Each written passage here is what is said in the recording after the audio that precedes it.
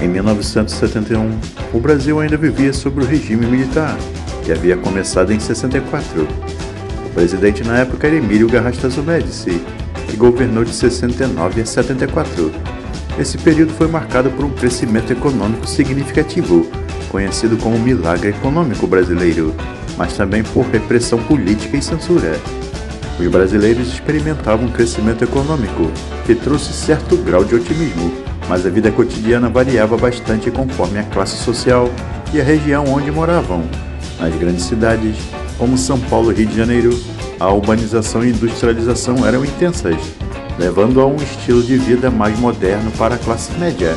As novas tecnologias começavam a fazer parte da vida diária, com a popularização dos televisores e eletrodomésticos.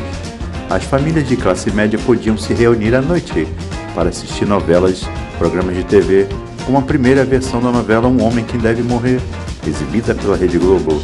A televisão tornava-se um importante meio de entretenimento e informação. Nas áreas rurais e nas periferias urbanas, no entanto, as condições de vida eram mais difíceis. A migração interna, com muitas pessoas deixando o campo em busca de melhores oportunidades nas cidades, aumentava os problemas de habitação e de infraestrutura urbana. A educação estava se expandindo, mas ainda havia muita disparidade regional. O governo militar investia em grandes obras e na expansão do sistema educacional, mas a qualidade de ensino variava consideravelmente. A cultura, apesar da censura, florescia em diversas formas. A música popular brasileira continuava a ganhar destaque, com artistas como o rei Roberto Carlos, interpretando detalhes e debaixo dos caracóis dos seus cabelos. Também você poderia ouvir Antônio Carlos de Jocafi, interpretando Você Abusou.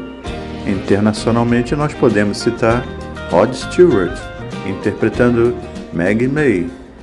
Voltando a falar sobre política, em 1971 o governo de Médici estava no auge, caracterizado por uma política de repressão aos opositores do regime, que muitas vezes vinham na forma de terroristas e revolucionários. O AI-5 de 1968 ainda estava em vigor, permitindo ao governo fechar o Congresso, caçar mandatos e suspender direitos políticos. Falando sobre a economia, o milagre econômico continuava a promover um crescimento impressionante, com taxas anuais de crescimento do PIB em torno de 10%. Grandes projetos de infraestrutura, como a construção da Transamazônica, estavam em pleno andamento, embora tais projetos também trouxessem controvérsias, especialmente em relação ao meio ambiente e às populações indígenas. Outra importante obra de infraestrutura era a Ponte Rio-Niterói, que ligava o município do Rio de Janeiro ao município de Niterói. Tratando agora sobre a política internacional, 71 foi um ano significativo no contexto da Guerra Fria. Em agosto, os Estados Unidos, sob a presidência de Richard Nixon, anunciaram o fim da convertibilidade do dólar em ouro, encerrando o sistema de Bretton Woods, inaugurando uma era de câmbio flutuante que reconfigurou a economia global, conhecido como petrodólar. No campo da cultura, a música continuava a ser um importante veículo de expressão mundo afora. Bandas como The Rolling Stones e Led Zeppelin estavam no auge, influenciando jovens em todo o mundo, inclusive aqui no Brasil. Um bom exemplo disso é o álbum Stick Fingers, dos Rolling Stones. Lançado em 71, apresentava uma mistura de rock, blues e country, tornando-se um marco na música mundial, influenciando inúmeros músicos. Na tecnologia, a Intel lançou o primeiro microprocessador comercial, o Intel 4004, marcando o início da era dos computadores pessoais e revolucionando a tecnologia digital. O ano de 1971 foi um período de contrastes e transições, tanto no Brasil quanto no mundo. Enquanto no país experimentávamos um crescimento econômico notável, o mundo via mudanças significativas em termos de política e tecnologia. No dia 18 de julho, no estádio do Maracanã, no Rio de Janeiro, o Rei Pelé fazia seu último jogo pela seleção brasileira de futebol. A partida foi contra a Iugoslávia e ficou empatada em 2-2. Em sua carreira, Pelé participou de 115 partidas pela seleção, 92 jogos oficiais e marcou 103 gols. Foi também nesse ano que chegava aos cinemas o mais novo filme de 007, Os Diamantes São Eternos, lançado em dezembro. O 7º filme da franquia, que hoje já conta com mais de 20 produções, era interpretado por Sean Connery no papel de James Bond. No dia 31 de janeiro, a NASA lançava Apollo 14. O módulo Arantes pousou na superfície lunar no dia 5 de fevereiro. O Clube Atlético Mineiro se consagrava o primeiro campeão do Campeonato Brasileiro de Futebol no novo módulo. O jogo foi contra o Botafogo no Maracanã e o placar foi de 1-0. No dia 9 de agosto, a Índia assinava um tratado de amizade e cooperação válido por 20 anos com a União Soviética. Neste ano de 1971, marcava a estreia do Jornal Hoje, exibido de segunda a sábado no horário do almoço, com o objetivo de ser uma revista eletrônica voltado para o público feminino. Combinava noticiário nacional e internacional com notícias sobre cultura e comportamento. No comecinho da tarde na TV Tupi, às 18h15, passava a novela Meu Pé de Laranja Lima, que fez enorme sucesso na época. E às 19 horas na TV Globo, passava a novela Minha Doce Namorada. Abra uma conta Real Master no Banco Real. Que conta Real Master, hein, pai? É um step, filhão. A gente usa quando precisa. E logo se pode, repõe, pra ter sempre reserva. Você sabe que com a conta Real Master eu posso sacar até 3 vezes meu saldo médio. E se ficar devendo até 7 dias por mês, não pago um tostão de juros. Viu como é fácil? Aí, já que é tão fácil assim, eu pra você ir comprar um sorvete.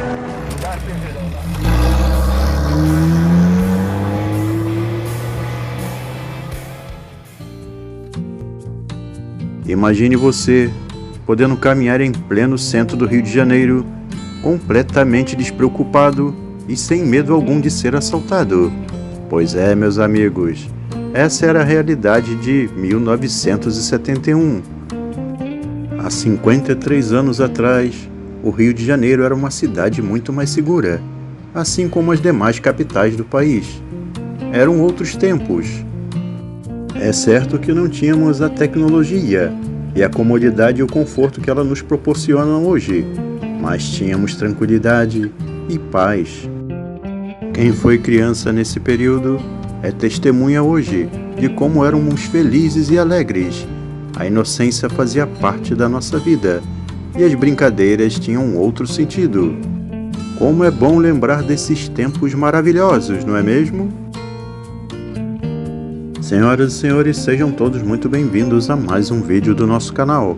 Meu nome é Renato e serei seu anfitrião nessa viagem rumo ao ano de 1971.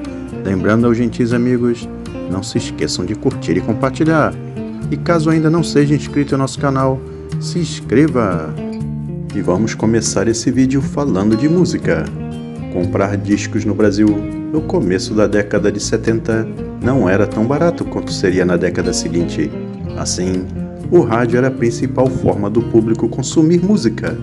Nas estações, artistas com obras populares conversavam tanto com as camadas sociais menos favorecidas quanto com as elites, além de terem canções em trilhas sonoras de novelas. Nas rádios, entre clássicos da música internacional como It's Too Late, de Carole King, e Have You Ever Seen the Rain, do Creedence Clearwater Revival, as vozes femininas e os artistas classificados como bregas estavam entre os mais ouvidos pelo público, que sintonizava as AM e FM nos radinhos de pilha. Na seleção de cantoras de destaque, Clara Nunes, com a música É Baiana, Cláudia Barroso, com Quem Mandou Você Errar, e Carmen Silva, com Adeus Solidão. Elas estavam entre as mais conhecidas, com trabalhos caracterizados por sambas, baladas, assinaturas vocais potentes e letras românticas. Junto a elas, Elis Regina, que lançou um compacto estrondoso, Casa no Campo, e no LP ela apresentou as canções Madalena, Cinema Olímpia e Estrada do Sol.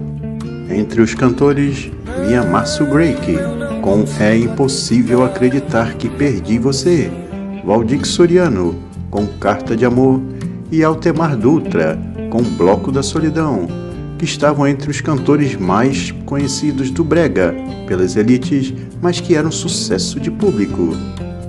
Outro considerado brega que fazia enorme sucesso era Odair José, autor de canções como Eu Vou Tirar Você Desse Lugar, sobre um homem que se apaixona por uma prostituta, e Uma Vida Só, que falava sobre a pílula anticoncepcional.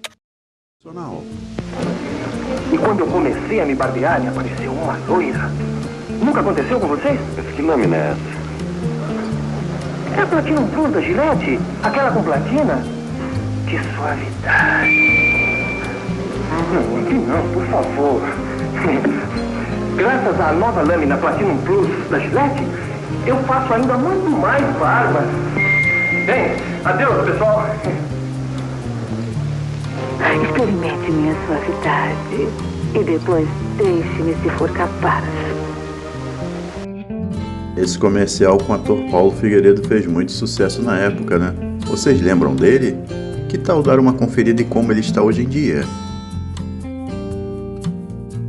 Como dizia um certo comercial, o tempo passa, o tempo voa, não é mesmo? E chegou a hora da gente falar dos carros, os modelos que mais se destacaram do ano de 1971 no Brasil.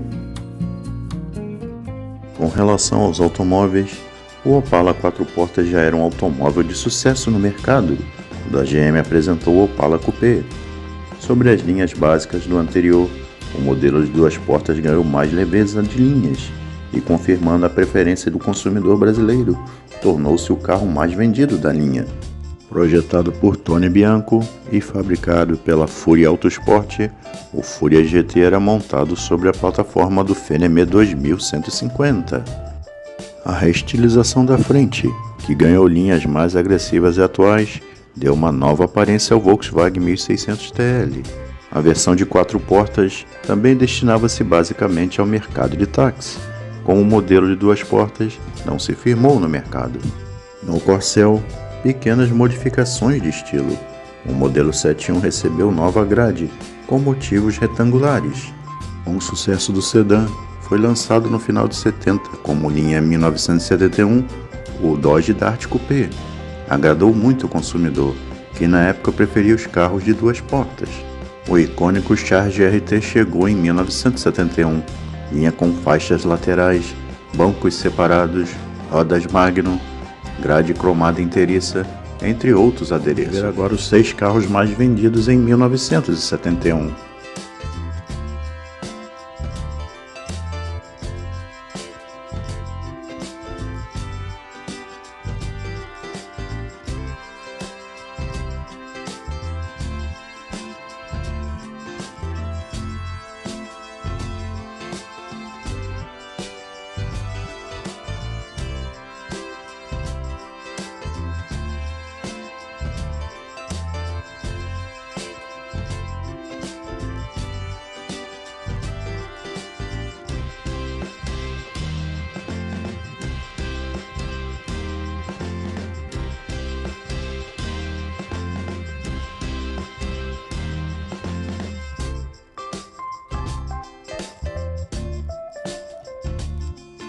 Muito obrigado por terem assistido até aqui nosso vídeo e até a próxima, pessoal!